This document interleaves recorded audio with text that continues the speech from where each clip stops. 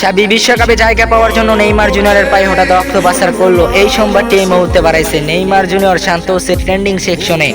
Neymar junior trending সেকশনে trending না করে সেই জায়গায় কিন্তু নেইমার জুনিয়র নিজের পায়ে রক্ত পাচার করেছে, নিজের কষ্টকে বিলিয়ে দিয়ে নেইমার জুনিয়র কিন্তু ব্রাজিলের সাবি বিশ্বকাপে খেলার জন্য মরিয়া হয়ে পড়েছে। নেইমার জুনিয়রের এখন শেষ স্বপ্ন সাবি বিশ্বকাপ খেলা। নেইমার জুনিয়র কিন্তু কার্লো আনচেলত্তির সঙ্গে লড়াই করে যেতেছে। কার্লো আনচেলত্তিকে কিন্তু নেইমার জুনিয়রের প্রমাণ করতে হবে, তাই নেইমার জুনিয়র কিন্তু রক্ত পাচার করেছে, এটাই নিশ্চিত করেছে সান্তোস বলেছে নেইমার জুনিয়র রক্ত পাচার করেছে, ট্রেন্ডিং সেকশনে ট্রেন্ডিং করে নাই। তারপরে কিন্তু নেইমার জুনিয়র আবারও ট্রেন্ডিং সেকশনে ফিরেছে। নেইমার জুনিয়র এখন ট্রেন্ডিং করতেছে এবং নেইমার জুনিয়র এখন পুরোপুরি সুস্থ আছে।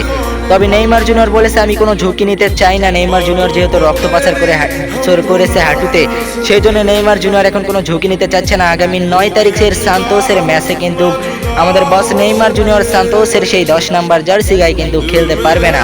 নেইমার জুনিয়র সেই ম্যাচটি মিস করবে। নেইমার জুনিয়র বলেছে যে আমি নিজেকে এখন পরিপূর্ণ ফিট করতেছি। নেইমার জুনিয়র সাবি বিশ্বকাপ খেলার জন্য মরিয়া হয়ে পড়েছে। নেইমার জুনিয়র লড়াই করতেছে সাবি বিশ্বকাপ খেলার জন্য।